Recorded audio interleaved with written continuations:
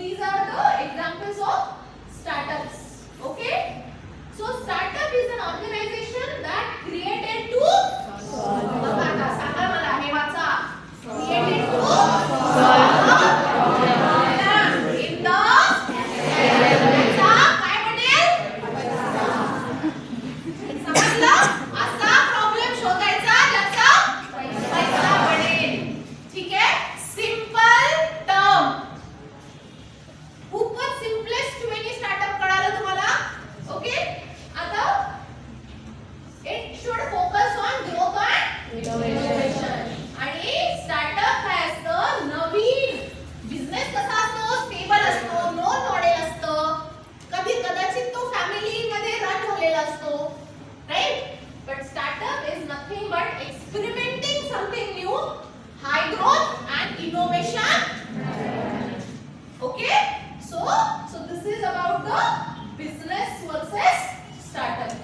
Okay. So basically असं काही नाहीये की तुम्ही स्टार्टअप करू शकत नाही. खूप मोठं काही रॉकेट सायन्स नाहीये. Many people at 19-20 years of age they have established a many giants. Right? Like Mark Zuckerberg, he was just a student. Right? आणि असं काही नाही की तो पहिल्याच ह्याच्यात त्यांनी फेसबुक बनवला आणि तो सक्सेसफुल झाला. त्याच्या आधी त्यांनी 7 स्टार्टअप फेल केले होते त्याचे. He was trying and then he set up a Facebook and he launched it. आणि बघा आज काय आहे. He is the richest person in whole globe. One of the richest person. Right? Okay.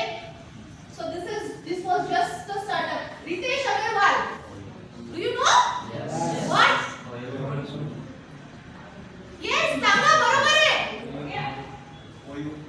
Very good. He was what was his age when he started with the OU rooms? He was just 19 and he went on a family vacation. He went on a family vacation somewhere and he did not find a hotel room over there. Every room was booked or out of his budget. आणि त्यानंतर त्याने विचार केला की just असं मी काही करू शकतो का की जिथे लोकांना अफोर्डेबल आणि कमीत कमी किमतीमध्ये एक रूम भेटेल जिथे नो स्ट्रक्चर असेल म्हणजे सगळ्या तेवढ्या फॅसिलिटीज पहिलेच कळतील की काय काय फॅसिलिटीज आहेत. त्यांनी लॉन्च केलं स्वतःचं राईट. सो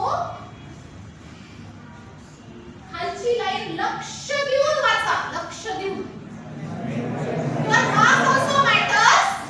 ठीक आहे. पास तर व्हावं लागेल प्रत्येकाला but your mindset matters more than your marks. आता सगळ्यांनी मार्क्स का कमी पडले म्हणल्यावर असं नाही म्हणायचं की मॅडम ऍक्सेस राईट. आता मला नाही म्हणायचं मॅडम ह्याच्यात मग काय करू शकतो ते सांगा. ते माझं काम नाहीये. ते तुमचं काम आहे विचार करायचं की काय होऊ शकतं right. So it can be the innovation किंवा स्टार्टअप वेगळे असू शकतात. तुम्ही डायरेक्ट प्रोडक्ट बेस्ड स्टार्टअप करू शकता. प्रोसेस स्टार्टअप करू शकता राईट. अ प्रोसेस स्टार्टअप काहीतरी प्रोसेस मध्ये तुम्ही इनोव्हेशन केलंय. जी लेंथी प्रोसेस होती 10 तास लागायची तिला ती तुम्ही जर एका तासात केली कोणतीही असू द्या right. That is a startup. Okay. Cooking मध्ये तुम्हाला कंप्लीट रोल करायला त्याला रोस्ट करायला जर का 20-30 मिनिट्स लागत असतील तर कुकिंग मशीन आहे. हॉस्टेलच्या सगळ्या कुकिंग करायचं असेल जर तुम्हाला रोटी बनवायची असेल तर एक करायला किती लागेल 10 तास लागतील राईट. एवढ्या मोठ्या क्राऊडचं करायला. आता क्विकली तुम्हाला फक्त काय टाकायचं त्याच्यामध्ये फ्लोअर टाकायचे. Quickly ready. Chapati is ready. Within few